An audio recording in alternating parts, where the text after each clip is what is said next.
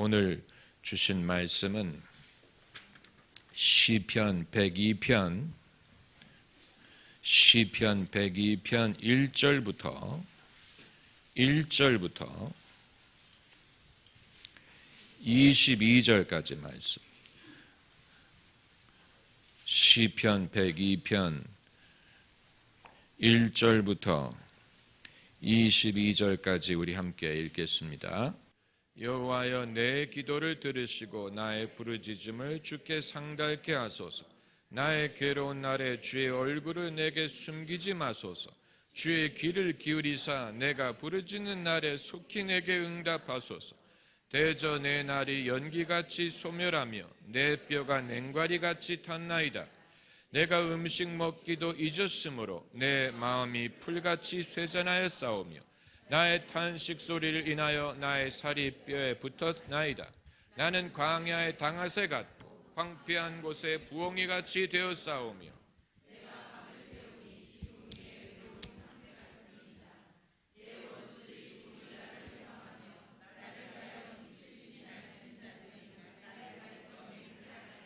나는 죄를 양식같이 먹으며 나의 마심에는 눈물을 이는 주의 분노와 노를 인함이라. 주께서 나를 드셨다가 던지셨나이다. 내 날이 기울어지는 그림자 같고 내가 풀의 쇠잔함 같은 이다. 여호와여, 주는 영원히 계시고 주의 기념 명칭은 대대에 이르리이다. 주께서 일어나사 시온을 긍휼히 여기시리니 지금은 그를 긍휼히 여기실 때라. 정한 기한이 오미니이다. 주의 종들이 시올의 돌들을 즐거워하며 그 티끌도 연율이 여기나이다. 이에 열방이 여호와의 이름을 경외하며 세계 열왕이 주의 영광을 경외하리니 대저 여호와께서 시온을 건설하시고 그 영광 중에 나타나셨음이라. 여호와께서 빈궁한 자의 기도를 돌아보시며 저희 기도를 멸시치 아니하셨도다. 이 일이 장래 세대를 위하여 기록되리니 창조함을 받은 백성이 여호와를 찬송하리로다. 여호와께서 그 높은 성소에서 하감하시며 하늘에서 땅을 감찰하셨으니 이는 갇힌 자의 탄식을 들으시며 죽이기로 정한 자를 해방하사 여호와의 이름을 시온에서 그 영예를 예루살렘에서 선포케 하려 하심이라. 때에 민족들과 나라들이 모여 여호와를 섬기리로다. 아멘. 시편을 쓴 사람들이 한 손가락으로 꼽을 만큼 적습니다. 그런데 하도 시편에 자신의 괴로움을 하소연하는 시가 많다 보니까 시편의 저자들이 징징대기를 좋아하는 천덕꾸러기였나 하는 생각을 할 때가 있습니다. 우리에게 괴로움이 있다고 하더라도 시편 저자만큼 하소연하는 사람은 찾아보기가 어려울 것입니다. 과연 시편 저자들이 정상적인 정서를 가진 사람들이었을까? 여러분이 만일 그런 생각을 해보신 적이 없다면 시편을 읽어보신 적이 없기 때문에 그렇습니다. 과연 어떤 괴로움이 있었길래 어떻게 그들은 한편에서 끝내는 것이 아니고 한편에서 탄식을 하고 그 다음 편에 가면 또 탄식을 하고 이런 식으로 탄식을 한 다음에는 저런 식으로 탄식을 합니다. 그 언어가 되풀이되지 않습니다. 오늘 본문에 등장하는 뇌까리가 뭔지는 모르겠는데 아무튼 타는 것이 그걸 냉가리같이 탔나이다. 참 표현하는 방법도 다양합니다. 그런데 우리가 그렇게 생각하는 것은 현대인의 편견의 관점에서 보는 것입니다. 여러분, 인구 중에 정신적인 고뇌를 갖고 사는 사람들은 우리가 인정하는 것보다도 훨씬 더 많습니다. 현대인들 중에도 바이폴라 증세를 갖고 있다든가 또 뉴로시스 신경 증세를 앓고 있다거나 이런저런 신경정신증을 앓고 있는 사람들이 많습니다. 우리나라에는 통계가 나와 있지 않지만 미국인들 중에 프로젝이라는 약을 복용하는 사람들이 인구의 몇십 프로라고 하지요. 프로젝은 대표적인 신경 안정제입니다. 우리는 아직도 정신적인 문제를 수치스럽게 생각하고 그것을 외면하거나 숨기려고 합니다. 미쳤다라는 말은 욕이에요. 그건 극단적인 심판입니다. 만일 정신적인 연약함을 갖고 있는 사람에게 너는 미쳤다라고 매도해 버린다면 그것은 그 질병에 대해 당사자를 탓하는 것입니다. 질병을 앓는 것도 괴로운데 미친놈이라고 부르는 것은 그건 본인의 잘못 때문에 아픈 것이 아니지 않습니까? 우리는 병뿐만이 아니고 죄뿐만이 아니고 정신적인 질병뿐만이 아니고 마치 본인의 잘못 때문에 그런 것처럼 생각하는 것이 익숙해졌어요. 그래서 병자에게 병을 앓는 것도 괴로운데 병을 앓는 책임이 그 사람에게 있다고 말하기를 좋아합니다. 또 그것뿐만이 아니고 죄도 마찬가지. 죄를 짓는 것도 괴로운데 마치 죄인의 잘못 때문에 죄를 짓는 것처럼 물론 본인의 잘못이지요. 그러나 죄인을 탓하기 시작하면 도대체 누가 예수님께 나올 수 있다는 말입니까? 그렇죠? 죄인을 탓하기 시작한다면 도대체 이 세상에 구원을 받을 사람이 몇 명이나 있다는 얘기예요. 내가 언제부터 의인이 되었길래 죄인을 탓할 수 있는 권한이 있다고 생각하는 것입니까? 내가 도대체 얼마나 깨끗하길래 병자가 더럽다고 죄인이 더럽다고 말할 권리를 갖고 있다는 얘기입니까? 예수님도 정죄하지 않는다라고 했는데 내가 예수님보다 얼마나 의로우면 예수님도 하시지 않는 일을 할 수 있다고 생각하는 것입니까? 그러니까 의롭게 바르게 살려고 노력하는 것과 죄인을 멸시하는 것은 별개의 문제예요. 당연히 의롭게 살려고 노력해야죠. 당연한 것입니다. 너희 아버지께서 온전하신 것처럼 너희도 온전하라고 하셨어요. 예수님의 요구사항은 애누리가 없는 것입니다. 그럼에도 불구하고 우리가 의롭게 살려고 노력하는 것이 죄인을 탓할 수 있는 권한이 있는 것은 아니에요. 아주 중요한 것입니다. 사람은 극과 극을 오가려고 합니다. 그래서 죄인이었을 때에도 극단적으로 죄 쪽으로 나가려고 하다가 어떻게 해서 이 사람이 믿는 사람으로 돌아서게 되면 이제는 극단적인 바리새인이 되려는 경향이 있어요. 인간은 극과 극을 오가려고 합니다. 제대로 된 상식을 가지고 제대로 된 정서를 가지고 믿으려는 것보다 죄를 지을 때도 열심히 짓고 신앙생활을 할 때도 열심히 하는데 열심히 하는 것 좋지만 바리새인이 돼가서 여러분 무슨 말을 하려고 하는지 여러분 아실 것입니다. 그런데 시편은 그렇기 때문에 시편은 어떤 목적으로 쓴 책이냐? 우리가 시편 같은 책을 신구약 성경에서 찾을 수가 없습니다. 시편은 그런 면에서 아주 독특한 책. 시편은 그냥 맹목적으로 하나님을 예배할 목적으로 쓴 책은 아니에요. 만약에 그것이 목적이었다면 오늘 본문과 같은 글을 쓰지 않았을 것입니다. 그저 찬양하라, 손뼉치고 경배하라 이런 말만 썼을 것입니다. 그러나 오늘 본문에서처럼 나의 괴로운 날에 주의 얼굴을 내게 숨기지 마소서, 주의 귀를 기울이사 내가 부르짖는 날에 속히 내게 응답하소서. 그 다음 구절은 더 절박합니다. 대저 내 날이 연기같이 소멸하며 내 뼈가 냉가리같이 탔나이다. 이런 식으로 기도하는 사람 별로 없어요. 이런 식의 찬양곡을 여러분 들어본 적이 있습니까? 없어요. 찬송가 책에 찬송가가 500여 곡이 기록되어 있는데 그 가사 중에 어떤 곡도 이런 가사를 갖고 있는 노래가 없습니다.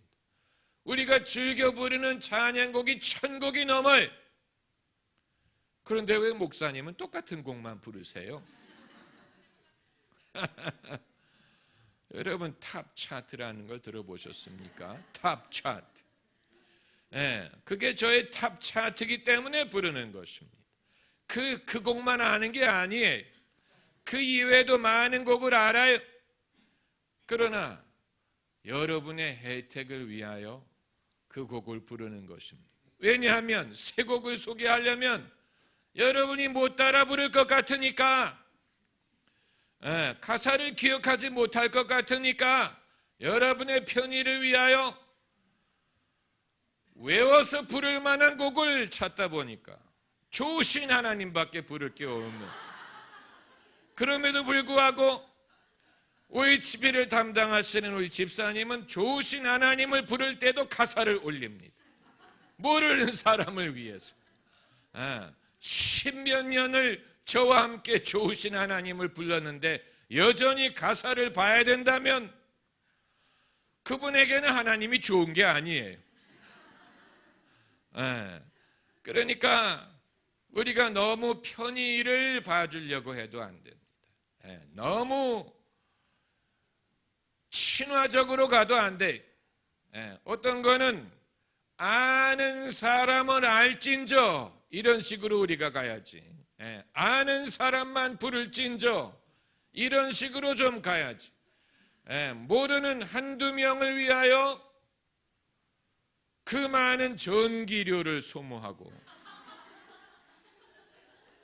언제까지, 심지어 할렐루야를 부를 때에도 가사를 올립니다. 할렐루야. 그 곡의 가사는 할렐루야를 되풀이하는 거예요. 다른 가사가 나오지 않아요. 그럼에도 불구하고 가사를 올립니다. 요 다음에 할렐루야, 요 다음에도 할렐루야. 모를까 봐. 얼마나 성도들 친화적으로 가야 된다는 얘기입니까? 그러니까 아는 사람은 알진저 좀 이렇게 우리가 해야 좀 발전이 있고 진보가 있고 여러분도 도전을 받고 열심히 뛰어올 것이 아닙니까? 그런데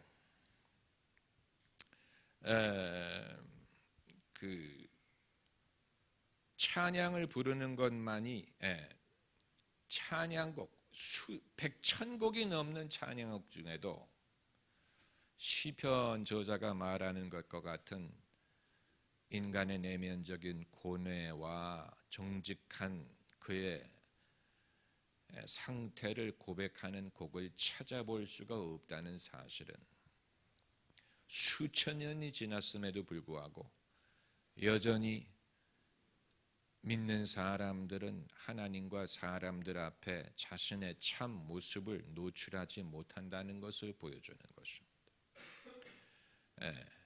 그러니까 기도든 예배는 하나님이 듣기 좋아하는 말씀만을 하는 것으로 여전히 생각을 하고 있다는 얘기예요.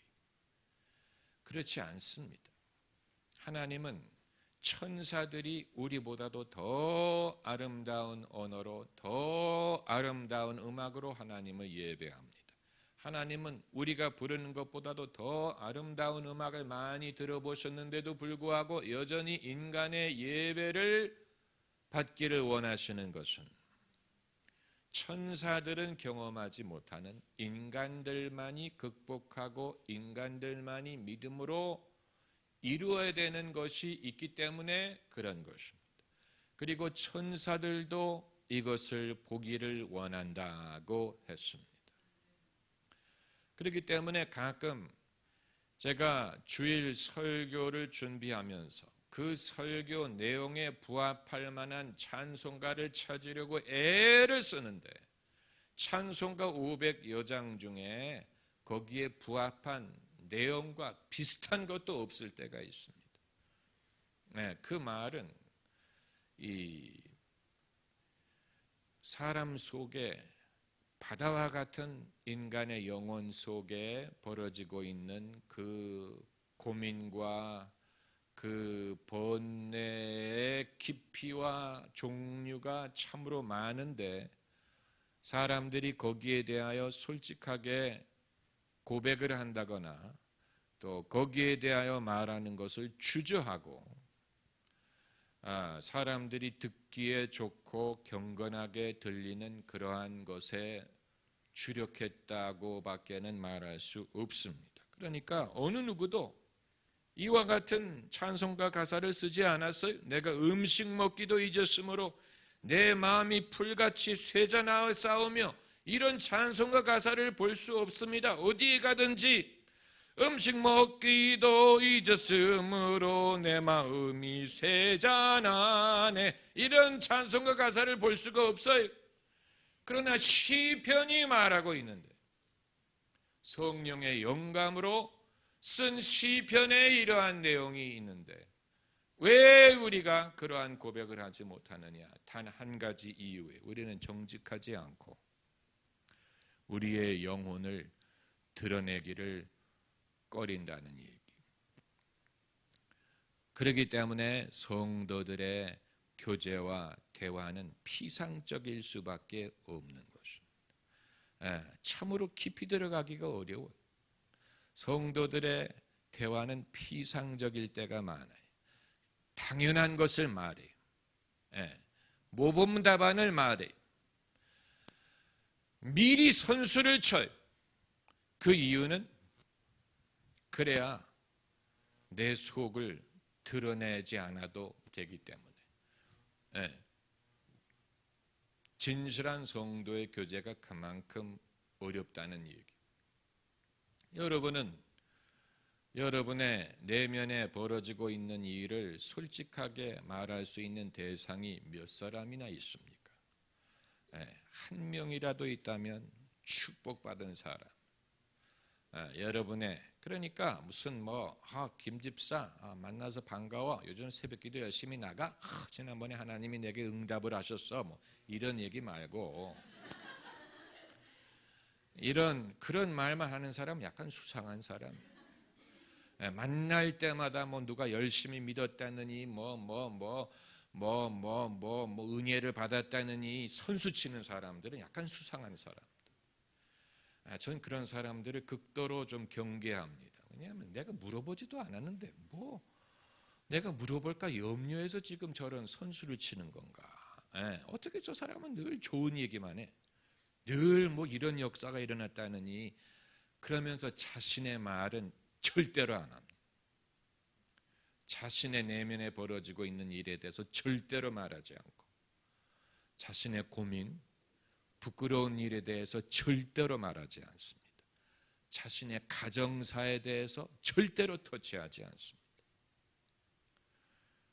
자신의 부부 생활의 고민에 대해서는 비밀에 붙입니다.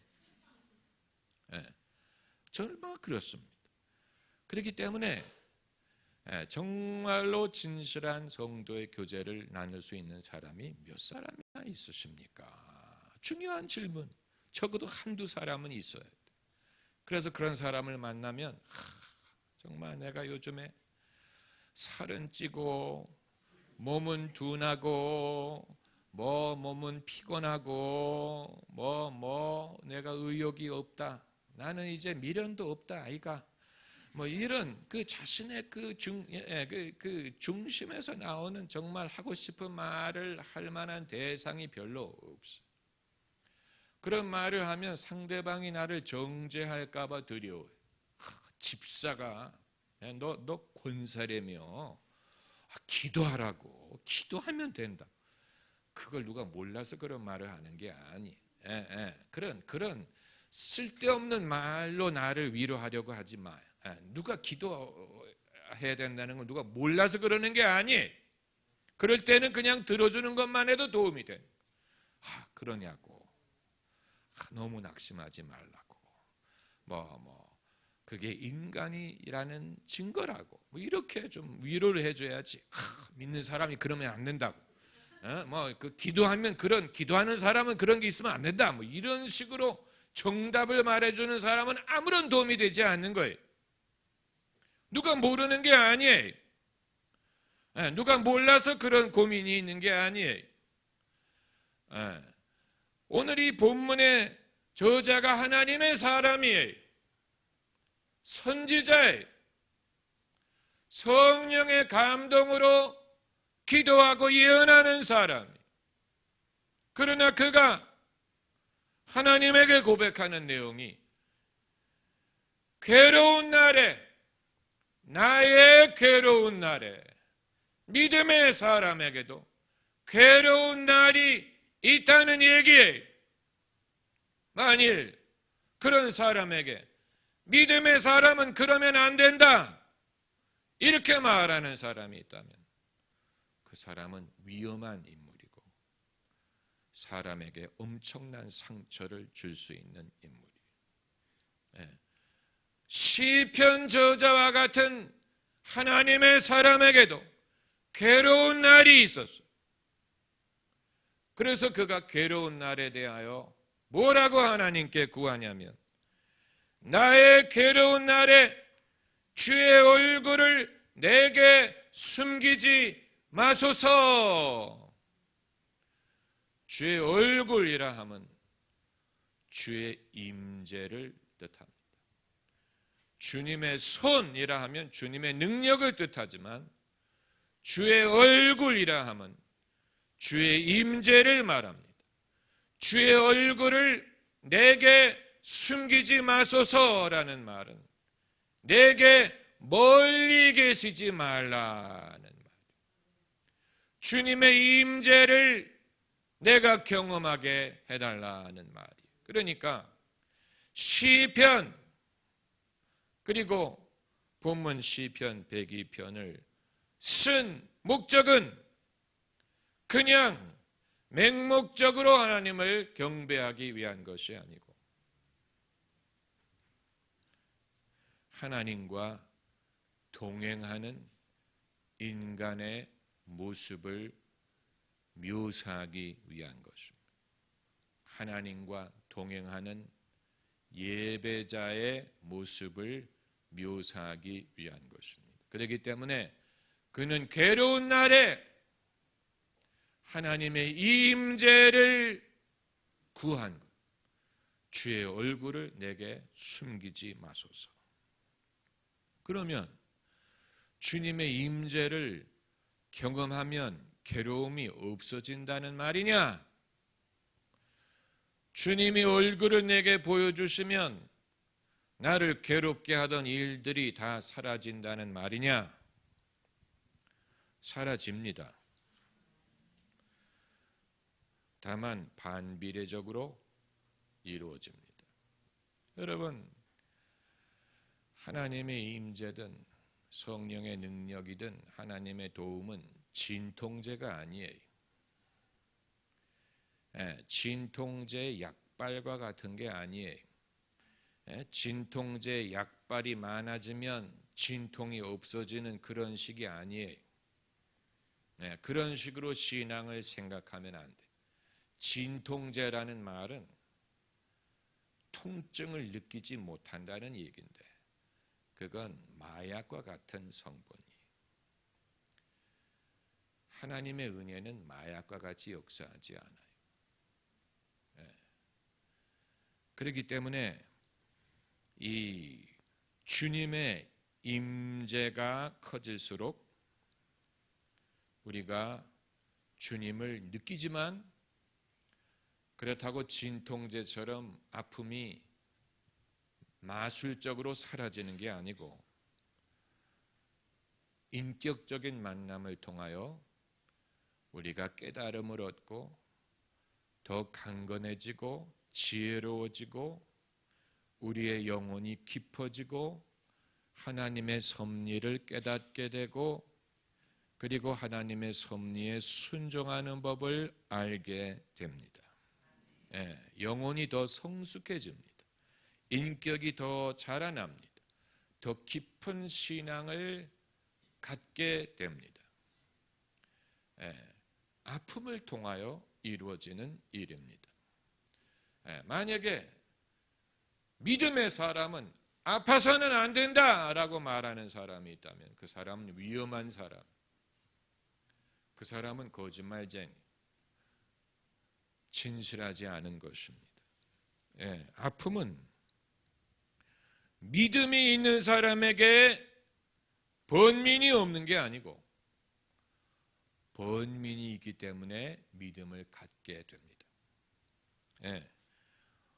번민이 없는 사람은 믿음을 가지려고 하지 않습니다. 번민이 없는 사람은 영혼을 소유하고 있지 않은 것입니다. 번민이 없는 사람은 창작을 하지 못합니다. 예술, 음악, 문학 이런 창작은 아픔을 통해서 옵니다.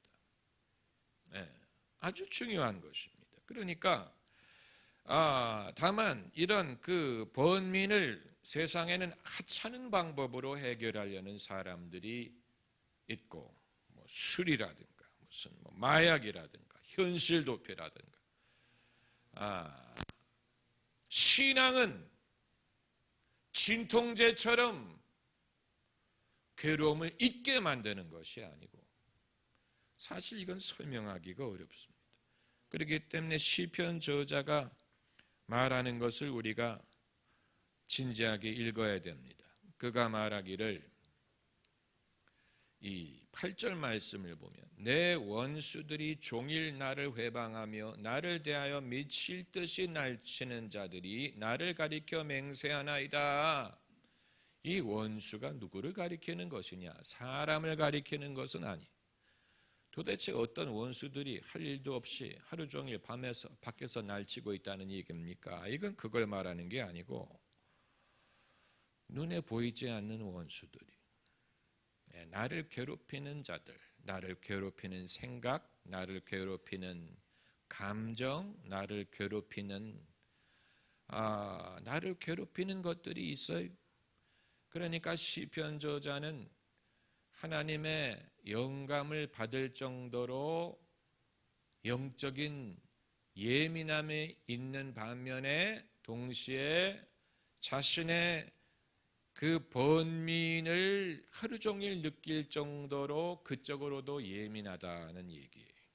그쪽으로 예민하기 때문에 하나님의 말씀에 대해서도 예민할 수가 있는 것입니다. 이 사람이 도대체 어떤 일이 벌어지고 있길래 종일 원수들이 나를 회방한다고 말하느냐. 정말 그 괴로움이 뭔지를 아는 사람이 나는 죄를 양식같이 먹으며 나의 마심에는 눈물이 섞어 싸우니. 그런데 이제 그가 말하기를 이는 주의 분과 노를 인함이라. 주께서 나를 드셨다가 던지셨나이다. 씨름과 같은 것. 사람을 던지려면 먼저 들어야 돼. 여러분이 씨름을 하실 기회가 있으면 한번 시도해 보세요. 이 누굽니까? 그 TV 진행자 중에 씨름 선수 출신 강호동이 씨름을 할 때 보면 상대방을 먼저 들두고만 트니까 상대방이 대책이 없는 거. 먼저 들고 그리고 던져. 그러니까 얼마나 힘이 많으면 상대방을 들어요. 그런데 하나님이 우리를 들어 던졌다. 우리가 그렇게 느낄 때가 있어요. 하나님이 나를 들어 던졌다. 아니면 하나님이 한 손으로 나를 붙잡고 다른 손으로 나를 때린다. 한 손으로 붙잡고 다른 손으로 때리는, 그렇게 느낄 때가 있어요. 항상 그런 건 아니에요. 네, 그렇게 느낄 때가 있어요. 그걸 여러분이 경험해 보지 않았다면 무슨 말인지 모를 거예요. 네, 하나님이 나를 던져가지고 아주 집어던지는, 대다수의 사람들은 그런 경험을 했을 때 하나님을 원망하고 떠날 거예요. 이런 하나님을 내가 믿어봤자 유익이 안 된다, 떠나갈 거예요. 그런데 시편 저자는 떠나지 않았어요. 오히려 하나님에게 더 간절히 붙들었어요. 믿음의 사람과 그렇지 않은 사람의 차이점이 바로 여기에 있어요. 믿음의 사람이 아니면 뭐라고요? 삐져가지고 떠나갑니다. 그런 식으로 교회 떠난 사람 종종 있어요. 삐져가지고 떠나는 사람. 그런 사람은 제가 안 붙잡습니다. 왜 그러느냐? 붙잡아가지고 되는 게 아니에요. 붙잡아가지고 될 수 있는 게 아니에요. 반대로 더 간절히 붙드는 사람이 있어요. 그 사람이 믿음의 사람. 그건 억지로 되는 게 아니에요. 억지로 되는 게 아니에요. 그래서 주님이 나를 들어 던졌다 하고 말을 하는데 12절을 보면 여호와여 주는 영원히 계시고 주의 기념 명칭은 대대 이르리이다. 주께서 일어나사 시온을 긍휼히 여기시리니 지금은, 한번 따라해 보세요. 지금은. 네. 믿음의 사람의 고백이 주님이 나를 들어 던졌다라고 말하지만 동시에 지금은 그를 긍휼히 여기실 때라 정한 기한이 오미니이다. 이것이 믿음의 사람의 위대함이, 그의 믿음의 고백이 위대한 이유는 하나님이 자기를 들어 던졌다라고 느낄 때가 있음에도 불구하고, 그럼에도 불구하고 지금은 하나님이 그를 긍휼히 여기실 때라 정한 기한이 오미니이다. 이게 믿음의 사람, 하나님과 동행하는 예배자의 모습이에요. 아마 여러분은 내가 그렇게 하나님을 잘 섬기면 왜 내게 괴로움이 있을까 의아하게 생각하실 거예요. 왜 괴로움이 있을까? 그건 천국에 가서 물어보세요. 천국에 가서 물어보세요. 천국에 가면 얼마든지 여쭤볼 기회와 깨달을 시간이 있을 것입니다. 해처럼 밝게 살면서 주 찬양하리라. 그러나 이 땅에서 할 것은 아무리 경건하고 아무리 하나님을 아는 사람이라도 괴로운 날이 있다는 사실. 예수님에게도 그랬으니까. 예수님에게도 그랬어요. 예수님에게도 그랬어요. 제자들에게도 그랬어요. 제가 몇 주 전에 기도에 대해서 설교하면서 주일날 예수님이 분명히 너희가 믿음으로 받은 줄로 믿으면 이르리라, 구하라 그리하면 받으리라. 예수님이 분명히 기도의 응답에 대해서 제자들에게 말씀을 하셨지만, 그렇다고 제자들이 그것을 자기의 유익으로 쓴 사람은 한 사람도 없었다라는 설교를 기억을 하는 분이 몇 분이나 계실지 모르겠는데, 사실 그건 아주 훌륭한 설교예요. 아주 중요한 내용이에요. 제자들이 누구보다도 기도와 기도빨에 대해서 제자들만큼 아는 사람이 없었을 거예요. 기도빨, 어떻게 하면 기도가 응답이 되느냐, 제자들처럼 아는 사람이 없었을 거예요. 그러나 제자들 중에 어느 누구도 그 기도빨을 가지고 자기의 입신 양명을 위해 쓴 사람이 한 사람도 없었어요. 한 사람도.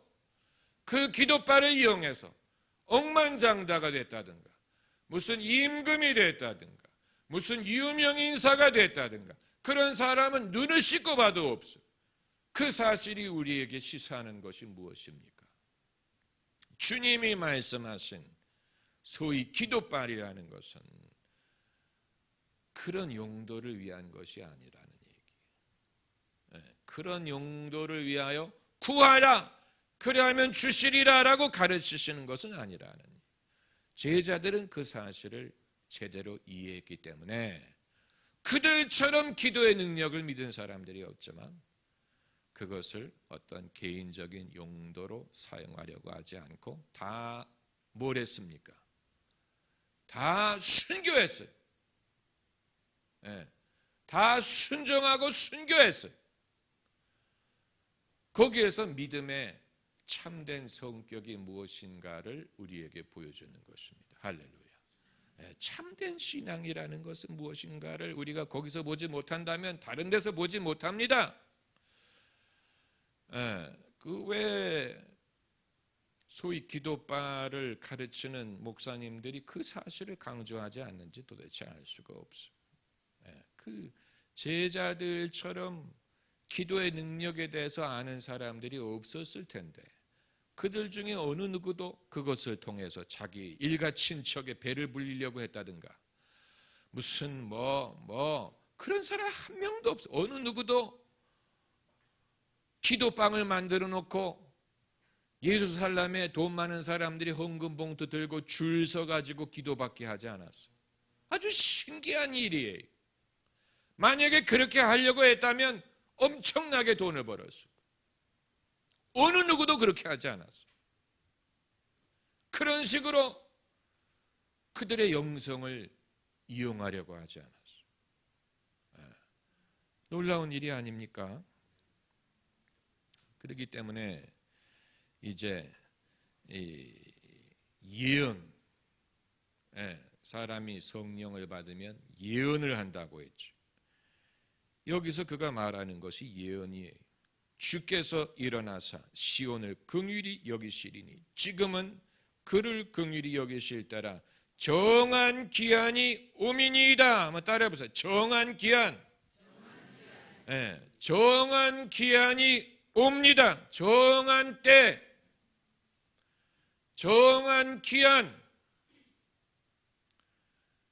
우리는 정한 기한을 기다리고 있습니다. 정한 기한.